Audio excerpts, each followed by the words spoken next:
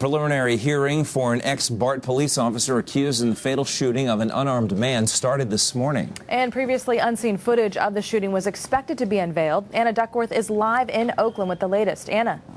Well, Johannes Meserly has been in the Alameda County Superior Courthouse here all morning long for the start of his preliminary hearing. The 27-year-old former BART police officer is accused of murdering 22-year-old Oscar Grant at Oakland's Fruitvale BART station back on New Year's Day. Now, the judge is deciding if there's enough evidence to move this case to trial.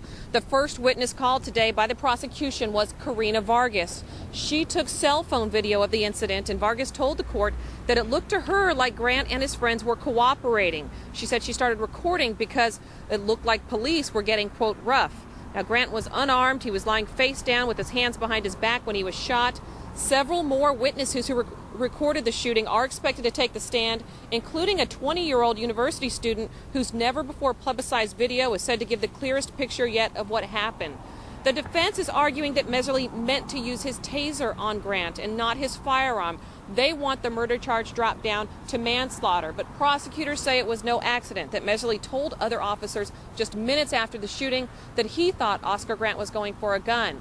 We spoke this morning with the defense attorney and former prosecutor Michael Cardoza. He said these two contradictory stories could become the crux of the case at trial. Because this is a case where Meserly will have to testify. It's not one where they're going to keep him off the stand. He has to testify. And when he gets up there, the district attorney will start with, you've told two different stories.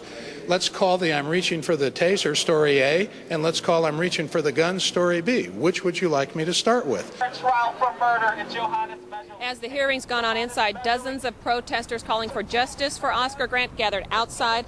Most of them want a first-degree murder conviction, but Cardoza says the intent of first degree will be tough to prove. He sees a second-degree conviction if it is proven that Meserly did in fact mean to go for his gun. Now, another big issue, of course, is if there's going to be a change of venue. This is a case that has brought a lot of publicity and controversy. It's possible it could go to another county. The defense is expected to file that motion at a later time. In the meantime, today there are both members of Grant and Meserly's family inside the court. They're expected to be here throughout the preliminary hearing, and of course the trial, this prelim, could last more than a week.